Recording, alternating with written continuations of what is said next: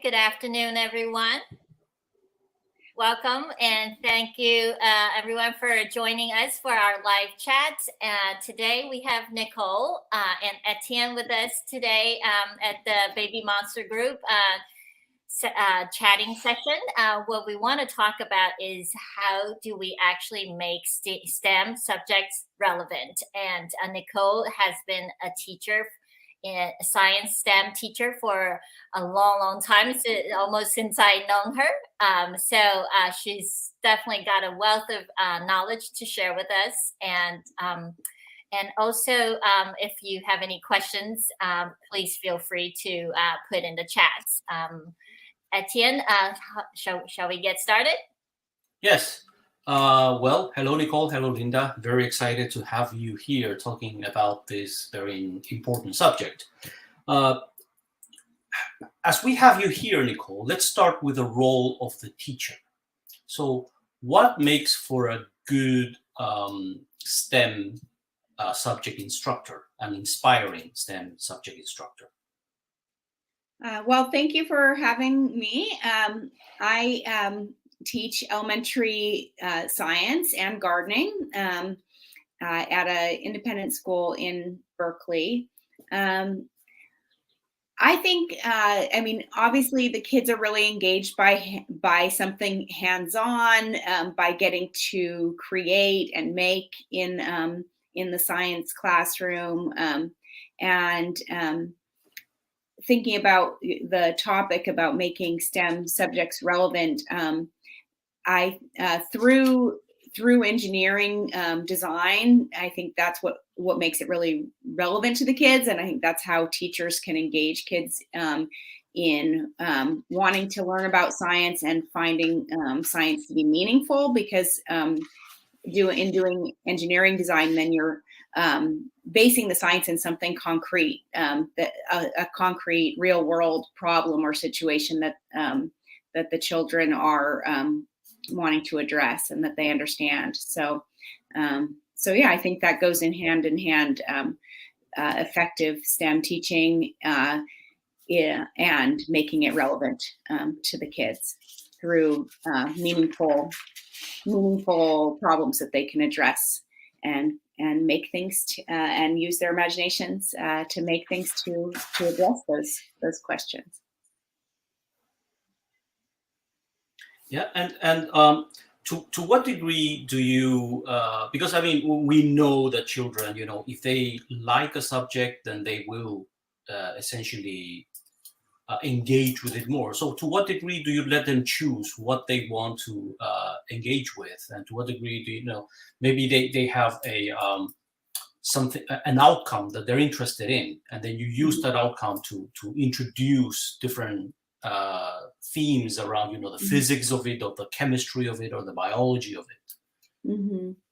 Yeah, I have my set curriculum, so I know that, and I'm inspired by teachers who kind of let children take the lead and guide kind of the direction of the curriculum. But that's not the way I've taught in my classroom. I have my topics that I cover with each grade level, but within that, there's still a lot of choice in terms of. As I mentioned, I tie many of my science units into engineering design challenges. So the students have a lot of choice in what materials they use and what their designs are. For example, in fourth grade, I noticed you had someone from the Science Museum of Boston on recently, and I use a lot of their curriculum. Their engineering is elementary curriculum, so with my fourth graders, I do a unit on thermal energy, and the engineering design component of that unit is designing solar ovens and making solar ovens, and then through several labs, they test what materials are good insulators. And so then when after having done some different labs that help them analyze what what materials make good insulators. Then when they make their solar oven, then they get to choose what types of materials they want to use to insulate it. So there's a lot of choice within that engineering design process, and just different areas that they choose to investigate.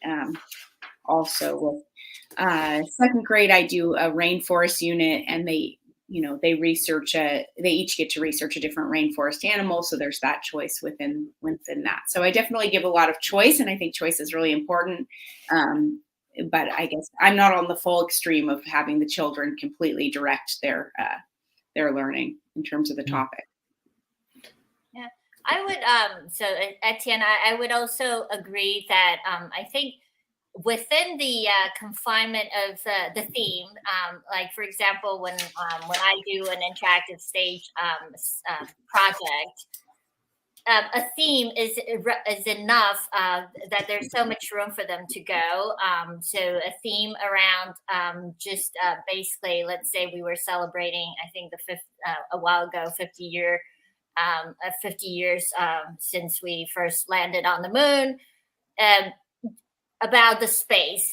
So the theater, the interactive stage project was really about them exploring the space and having their puppet travel to different planets and encounter different things, stories. All that, the story is very, very flexible. They can choose whatever story they want to tell, but the requirement is that they have to choose a planet. So they get to choose a planet, they get to research the planet, and they tell a story of how they traveled there and what happened there. So there's a lot of room for their imagination and creativity, and but then they get to learn the subject matter that was required of them in the process. You mentioned a very interesting word, the story or the storytelling of it, and that ignited a little wave in my head. I mean, how important is it to have a well-rounded education as an instructor? I mean, it seems like there is a little bit of liberal arts that you need to infuse into the story, as the storytelling element in order to bring the STEM subjects to life. Could you perhaps elaborate a little bit around that? How do you do that? How do you bring in the storytelling element? Yeah, I really like to use a lot of story and literature and theater and infuse that in my science programs. We do actually a lot of readers theater. And I have a background in theater, so that's one of the ways that really helps connect kids to the science content. For example, when I teach a unit on coral reefs with fourth graders, this organization, a conservation organization for coral reefs called Sea Corps, created a comic book where it's different types of corals that have been personified and have a little dialogue and talk about the importance of conserving coral reefs. And I adapted that into a little script. And the kids acted out and presented to the other classes. And it really helps them retain the information and connect with it in a different way than they do from just maybe watching a video or reading some nonfiction text about coral reefs. And I remember a few years ago on the final exam for the unit, one of the students who really struggled academically, the questions that were directly from the script, the material that was covered in that script, she was solid on the exam. She struggled with some of the other questions, but it was clear that helped her retain the information, whereas other approaches that I took to teaching didn't stick for her. That did. So that's something I find really powerful and fun and engage, and a way to connect and engage the kids in learning science content. And then also, I think connecting the curriculum to some sort of real world human experiences. So that's one of the things I like about the engineering is elementary curriculum, is they have actually a storybook that goes with each unit. And with the solar ovens unit, which I use their curriculum, although I've supplemented it with other things as well. They tell a story about a character who lives in a very remote area in I think it's Ghana, and she doesn't have access to electricity, and they, to explain it, kind of through her story, you understand that she has to walk farther and farther every day to collect firewood, and how basically using fire to cook is not very efficient in terms of the time it takes to collect the firewood and the resources that are required.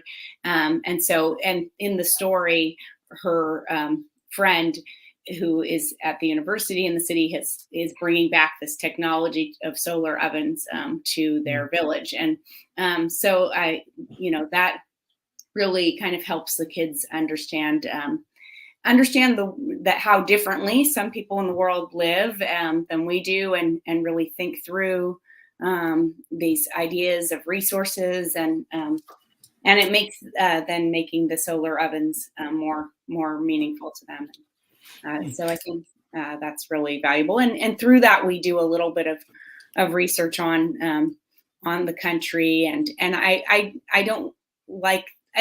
think a lot of kids have this perception of Africa as all being remote villages. So I like to show them video footage and stuff, show that that there are also urban centers, in Ghana, so that they're not, because the book is focused on a remote village, but then there's the character who's at the university in the city. So I try to help to broaden their imagination about what the world is like, what Africa is like, things like that. Yeah, I think it's very easy to we look at the news and we see the climate crisis, some problems with water access, energy access, etc. And it's so easy to despair. But I think what STEM subjects gives you is actually hope, because you see how you can solve those problems, right? So and it's inspiring to see how you connect. There might be some issues, some challenges, and then how you can apply whatever you learn to solve those things. So how do you see students react to that? So if we just show them problems, they can just be frustrated. But if you show them the problems, and then at the same time give them tools to solve those problems, I mean, how do you see? Is there a fundamental change in attitude from the students, for example? Yeah. Well, actually, I'm glad you brought that up, because it actually is making me think about how I approach the science class. It's validating what I do, because in first grade, I start out our unit really focusing on problems and solutions, and really just exploring that idea of problems and solutions, and then going into the idea of engineering as the role of solving these problems through technology, and so I think I don't think the age group I work with are certainly not despairing about the fate of the planet, because I work with kindergarten through fourth grade primarily, and so they are all hope, and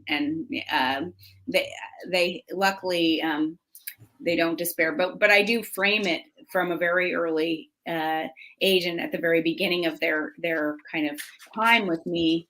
Over the course of their elementary school years, they're with me throughout every year doing science, and so I started very early with that idea of problem and solution, and looking for how we can improve technologies, looking for how we can address human problems, and having them look at just everyday objects and think about, okay, what is the problem or need that this technology is meeting? And the kids, not only are they full of hope, they don't have the limiting kind of mindset that we develop as we get older, of like, well, what, I can't do that, or they believe they absolutely can. And I have several students who want to be astronauts, who want to work for NASA, they absolutely believe that is going to happen for them. And they haven't started to question that the possibility of these things yet. And they think they can solve the world's problems, and they believe they can at this age. This is very interesting because math, engineering, the sciences are, let's say, the hard subjects. These are the subjects that intimidate people, and people say, "Oh, I'm not good at math," or I'm not good at physics," or I'm not good enough to be an engineer. But then it's also said that children are natural problem solvers. They're natural hypothesis testers. Where are we failing them? What are we doing wrong? Where do we go wrong that we go from the natural scientist to someone who is intimidated by those subjects? Yeah, I think, and I hope that is shifting, because I think that maybe there was a culture that we, in the past, where we wanted to make it seem like this is tough and this is serious, and this is only for serious students, and I hope that educators generally are moving more toward making it accessible. You used the word relevant, making science feel accessible and relevant to all students, even, as they go on. I worked for a few years for an organization called Sarah's Science, which was started by a local woman here in the Bay Area, who and she started running science summer camps and after school programs.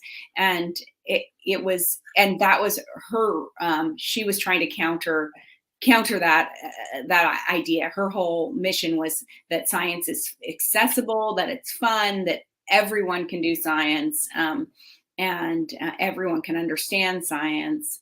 And she made, difficult abstract concepts like gravity and things like that accessible to the kids, and physics. And her after school program that I worked for was called Toyology. And in each class, they made toys that oftentimes were demonstrating physics concepts.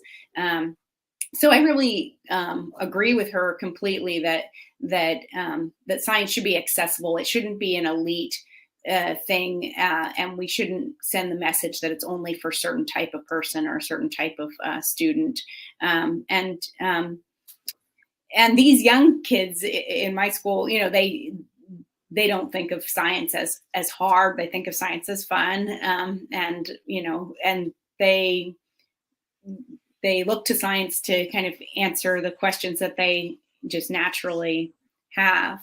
And to your point about young children being natural inventors, I mean, I've certainly found that even just in the age range that I work with kindergarten through fourth grade, I've noticed that actually when I've presented these engineering design challenges, I would have thought that the older kids would be more skilled and had developed, acquired more skill and knowledge to be more successful. But I actually have sometimes seen the younger children being the ones who come up with the more innovative ideas.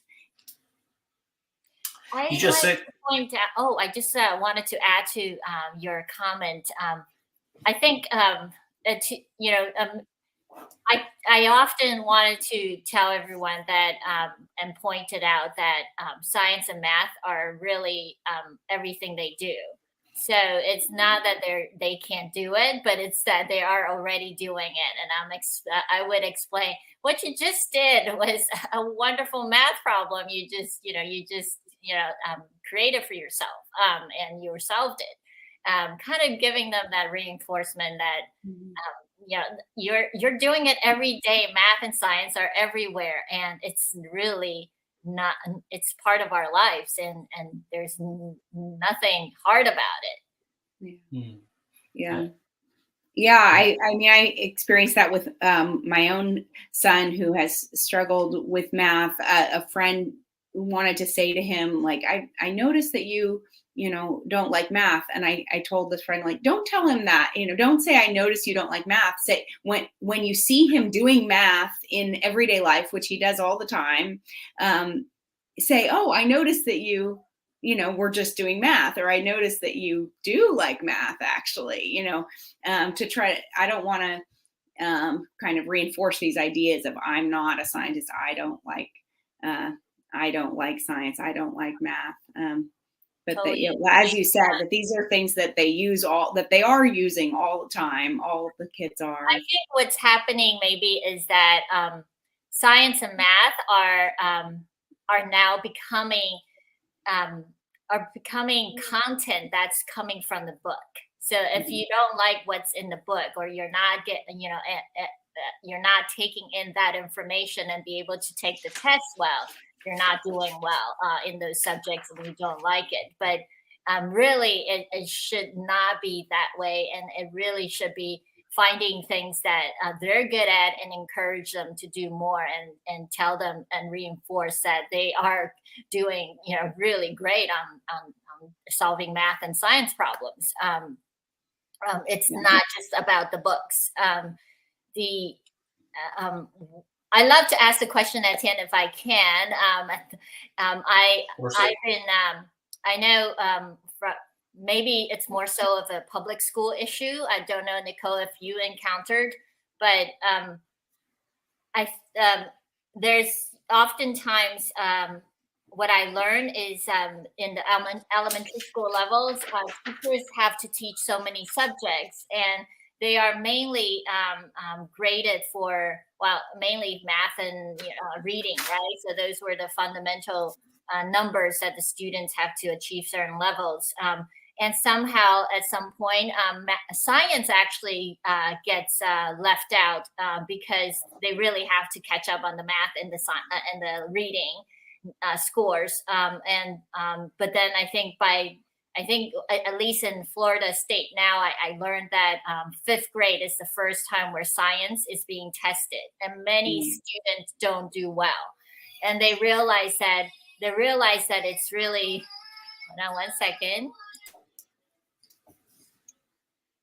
Go ahead and answer that for now. Okay, sure. Yeah, well, in my, I've worked in public schools and also private. I have a lot of, our students here are at a private school where there's, definitely have more opportunities to do science than in many public schools. And it has been fortunate. Oh, are we You're good? back. We're recording? You're back. Okay. Well, I was just saying that I've noticed that as well, and it is especially in the public schools. And that I think there's a number of reasons why science gets kind of pushed to the side. I think that partly it is, as you say, that because it's not on the tests and so it doesn't get prioritized. I think it's also intimidating for a lot of teachers, and to do it well, it can be resource intensive. So for a school to adopt a really robust science curriculum, they either are going to need to hire a specialist teacher who really, is an expert in that area, or they're going to have to adopt a really great curriculum and train their teachers in it. And, that's a lot of a lot of resources and a lot of money that would go into that. These, I've been, my school doesn't have an adopted science curriculum, and I just, our science teachers, me and the other upper school science teachers, develop our own curriculum. But I have salespeople pitch to me different curriculum, and it's extremely expensive. I mean, and I don't think my private school would be comfortable putting that much money into purchasing a program. So I can imagine that other public schools that are more have fewer resources would not be able to do that. So I think that's a big part of it as well, and why it gets kind of pushed aside. At my son's private school, they do have a full-time science teacher, so that they're really fortunate. But it's paid for through a foundation, like PE, art, and science are all paid for through a foundation. It's not paid for by the school district. So and I know a lot of districts don't have that option. So it is unfortunate that science ends up being kind of deprioritized in the schools. And I like I mean, there are so many great resources out there. I would hope that there'd be some way there's so many great free resources, I guess is what I'm saying, that are available on the internet, and open source things, and hands-on curriculum that you can do with very simple materials. So I think with some good training, we could get better science into the schools. And I think that teachers who do science in their classrooms get great, feel great rewards in doing that. They see the delight in their students, and it makes the students excited to be there and feel part of an exciting kind of academic community in the classroom that is engaging. So yeah, I guess I'd like to see more teachers get the training and kind of make it feel less intimidating to teach science, and be given kind of permission to take the time that it takes to teach science. So, I find that fascinating. It's I don't want to use the word weird, but I see science like a canvas on which math and English come alive. I mean, you can teach math, and it's a bit of a dry subject. English, well, if for some it might be a bit of a boring subject, but science is where you apply both disciplines, and it does come alive. In fact, I live in Europe, so in my school, I think that we don't have my children at least, they don't have a very the focus has not been in math and in Swedish, but rather in themes and science. And through science is that they get taught math, and through science is that they get taught how to. If you have, some people prefer the liberal arts probably, but those who prefer the sciences, that's how they develop their language skills. So I find it interesting that you have that challenge, really. Yeah, I mean, I think that it is a really great way to integrate language arts. I mean, I feel like language arts and science can easily be integrated. And this summer, I'm going to be doing a program that's through the University of California at Berkeley. They have a children's summer program called ATDP, Academic Talent Development Program. And so I'll be working with kids who are just finishing second grade and doing a rainforest unit. And I did it last summer, but it was on Zoom. So this will be my first year doing it in person. But the unit was very much kind of a language arts and social studies and science integrated unit, because they were doing readers theater, as I mentioned, and reading poetry about rainforests, and also doing science experiments, and also learning about the animals and plants, and the indigenous people who live in the rainforest. So really, I do feel like teachers who think kind of in an integrated way bring science into kind of and don't have to choose between, oh, well, I need this hour for language arts, so I can't do science. I think that integrating science and language arts would be a really effective way to kind of manage that problem of the limited time that the teachers have to cover a lot of subjects. Hmm.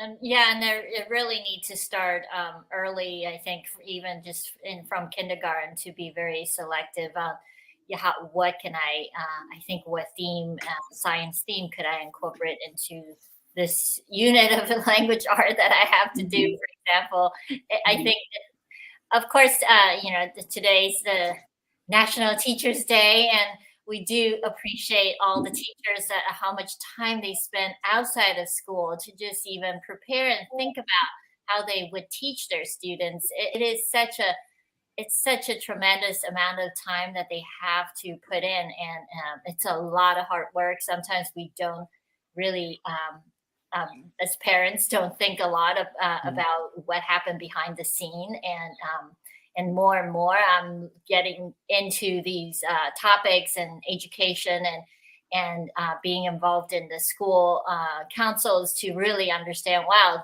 yes, all these issues, they have to deal with the administrative requirements, the state requirements, the national requirements. At the same time, what they really want to do is to teach the students. So really appreciative of all the teachers out there trying so hard to teach our students. Yeah. And there in some schools, there's definitely a culture of that every minute has to be, they have to be learning, like not a minute wasted. And I've worked in a school that had that type of culture, and I'm really grateful that the school that I work at now is really does not have that kind of culture of in kind of this fear-based, like if we aren't cramming information in their minds every moment, we're gonna fail. And I teach gardening also, as I mentioned, and it's like I appreciate that my school sees the value in that. And one of many of the kids just want to look at the little critters, they just want to like have roly-polies, crawling on their hand and find slugs and salamanders. Like that's how they spend their time in the garden. And I have gardening jobs that they can choose, and I call that one zoologist. So if they want to be a zoologist, then they can spend the time just finding critters and looking at the animals that live in the garden.